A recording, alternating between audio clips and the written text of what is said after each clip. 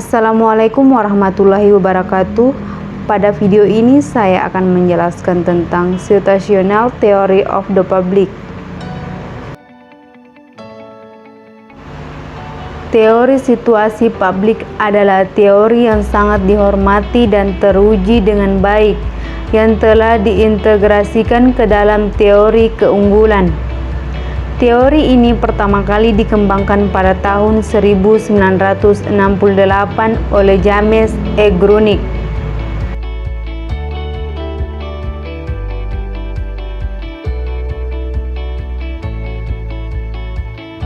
Teori situasional juga dapat menjadi salah satu teori yang paling berguna untuk memahami mengapa publik berkomunikasi dan kapan mereka paling mungkin untuk berkomunikasi.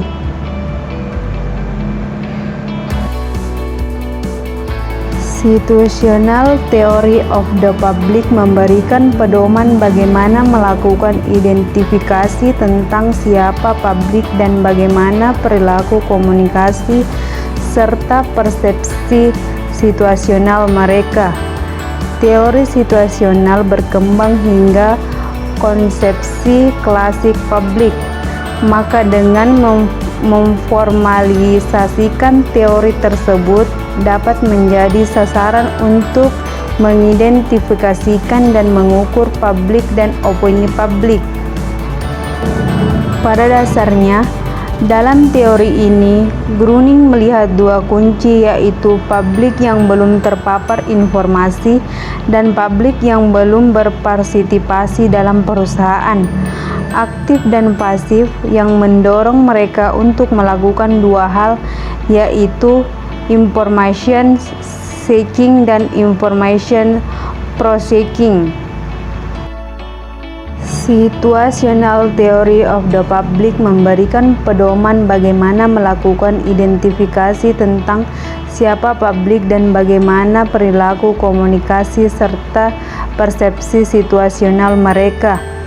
Teori situasional berkembang hingga konsepsi klasik publik, maka dengan memformalisasikan teori tersebut dapat menjadi sarana untuk mengidentifikasikan dan mengukur publik dan opini publik. Teori situasional mengidentifikasikan publik yang relevan dan kapan pesan harus ditujukan kepada publik, tetapi bukan isi pesan. Dan teori situasional mengembangkan paradigma homo narrans yang memandang pertukaran pesan antara organisasi dan publik sebagai bentuk cerita. Paradigma homo narrans memungkinkan penelitian dan praktisi untuk memajukan hubungan masyarakat sebagai ilmu sosial terapan. Teori situasional memberikan kerangka konseptual untuk mengidentifikasikan dan memeriksa perilaku penggunaan informasi aktif dan pasif khalayak dalam kampanye hubungan masyarakat.